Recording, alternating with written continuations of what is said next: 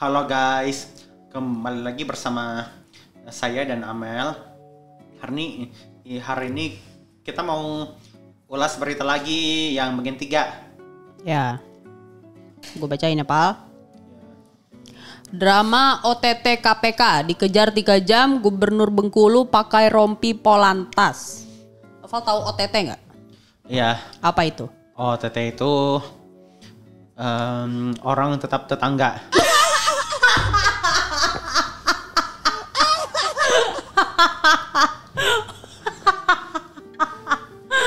Pal, lu kayak meyakinkan banget tapi begitu ngomong orang tetap tetangga apa?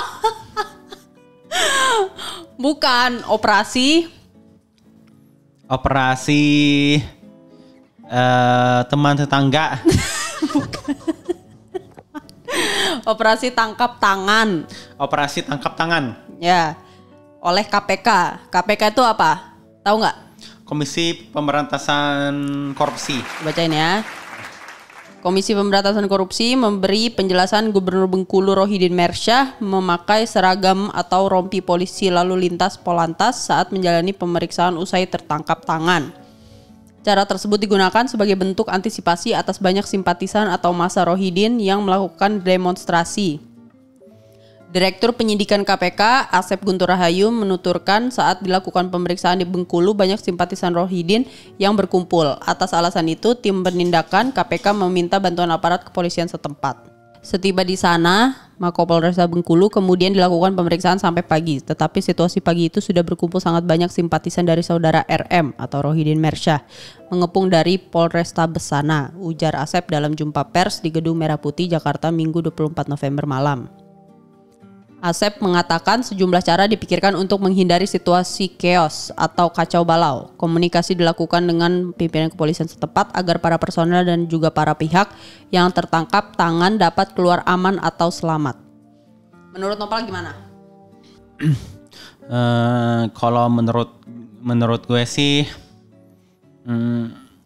kalau operasi tangkap tangan itu jahat atau buruk ya? Ya, jahat. Karena yang ditangkap itu koruptor ya? Ya. Ya, yang jahat berarti koruptornya dong. Ya.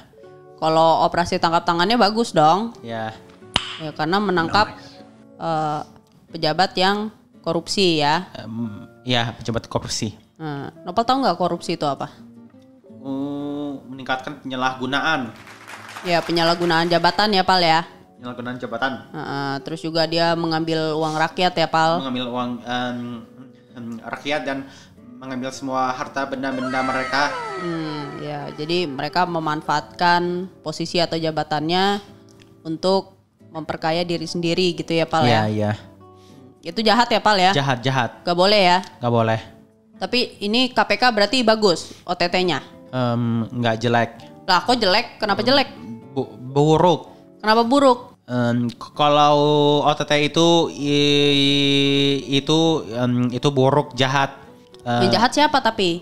Yang jahat itu koruptor. Koruptornya yang jahat kan? Iya. Jadi nggak boleh ya Pal? Ya nggak boleh. Dosa atau nggak korupsi itu? Dosa Ya. Jadi jangan ditiru ya. Jangan ditiru. Ya, buat pejabat lain juga jangan ditiru ya. Dosa kesalahan. Nih gue bacain lagi ya. Asep menambahkan penangkapan Rohidin tidak berjalan mulus karena yang bersangkutan sempat lari ke daerah Bengkulu Utara. Ada proses saling kejar.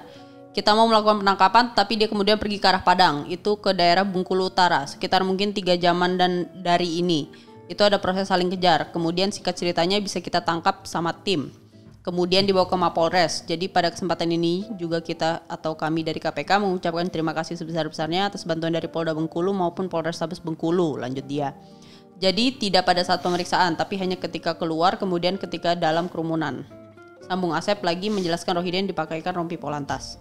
Rohidin bersama 2 orang lainnya yakni Sekretaris Daerah Provinsi Bengkulu Isnan Fajri dan Ajudan Gubernur Efriansyah alias Anca ditetapkan KPK sebagai tersangka kasus dugaan pemerasan dan penerimaan gratifikasi. Mereka sudah ditahan untuk waktu 20 hari pertama hingga 13 Desember 2024 di rutan cabang KPK, dijerat dengan pasal 12 huruf E dan pasal 12B Undang-Undang Pemberantasan Tindak Pidana Korupsi atau Tipikor, Jo pasal 55 KUHP. 5 orang lainnya yang sempat ditangkap KPK kemudian dilepas karena berstatus sebagai terperiksa atau saksi. Mereka ialah Kepala Dinas Tenaga Kerja dan Transmigrasi Disnaker Trans Provinsi Bengkulu Syarifuddin, Kepala Dinas Kelautan dan Perikanan DKP Provinsi Bengkulu Syafriyandi, Kepala Dinas Pendidikan dan Kebudayaan Provinsi Bengkulu Saidirman, Kepala Biro Pemerintahan dan Kesra Provinsi Bengkulu Ferry Ernest Parera, serta Kepala Dinas Pekerjaan Umum dan Penataan Ruang Provinsi Bengkulu Tejo Suroso. Menurut Nopal, Iya. KPK sudah bekerja dengan baik. Iya. Udah bekerja dengan baik, bagus ya. Bagus. Udah menangkap Gubernur Bengkulu dan jajarannya ya yang terlibat ya. Ya, jajaran yang terlibat. Terus yang ditangkap itu siapa? Tadi yang gue sebut Gubernur Bengkulu. Gubernur Bengkulu. Gubernur Bengkulu sama tadi ada ajudannya, terus sama sekretaris daerah Provinsi Bengkulu. Sekretaris daerah Provinsi Bengkulu. Nah, itu ditangkap semua tuh. Itu mereka jahat. Iya, mereka jahat ya? Iya, iya. Karena udah melakukan korupsi ya. Udah melakukan korupsi. Ya, kasusnya itu dugaan pemerasan dan penerimaan gratifikasi. Dugaan pemerasan. Ya, Nopal tahu nggak gratifikasi itu apa? Kejahatan dilakukan oleh kriminal. Iya. Tapi Nopal tahu nggak gratifikasi itu apa? Tindakannya tuh ngapain? Tindakan pemberantasan korupsi. Bukan. Jadi gratifikasi itu kalau misalnya seorang pejabat itu menerima hadiah menerima fasilitas dari orang lain tanpa melaporkannya. Ya. Itu gratifikasi. Ya. Karena dikhawatirkan akan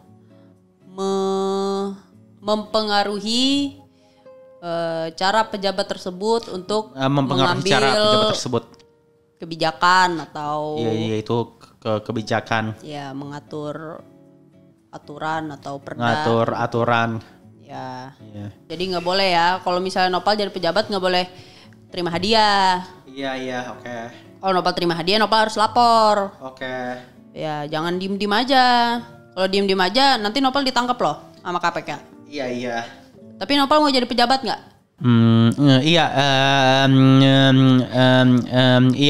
Gue bisa. Oh, bisa. Lu mau jadi apa? Asisten notaris. Itu ya. Ya, itu jabatan sih, tapi bukan pejabat, Pal. Pejabat tuh kayak menteri, gubernur, presiden. Menteri, presiden. Ya, Nopal mau jadi pejabat tadi kan bilangnya. Nah, Nopal mau jadi apa kalau mau jadi pejabat? Presiden. Oh, Nopal mau jadi presiden? Ya. Presiden Indonesia? Iya, presiden Indonesia. Tahun berapa? Sekitar 2030. 2030. Sekarang 2024. Gak bisa, Pal. 2029 bisanya. 2029. Nopal mau nyapres? Iya. Siapa? Nopal presidennya. Wakilnya siapa? Mas Reski. No. Jadi Mas Reski itu editor ayah juga. Tuh diajak nyapres sama Nopal. Terus Nopal berarti mau nyapres sama Mas Reski gitu. Ya. Nah, terus Nopal kalau mau nyapres, Nopal yakin gak menang? Gue yakin menang. Oh, yakin menang ya? Iya.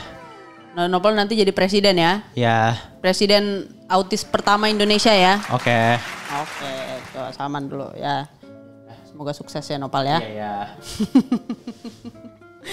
Coba doa Nopal mau jadi presiden gimana? Ya Allah.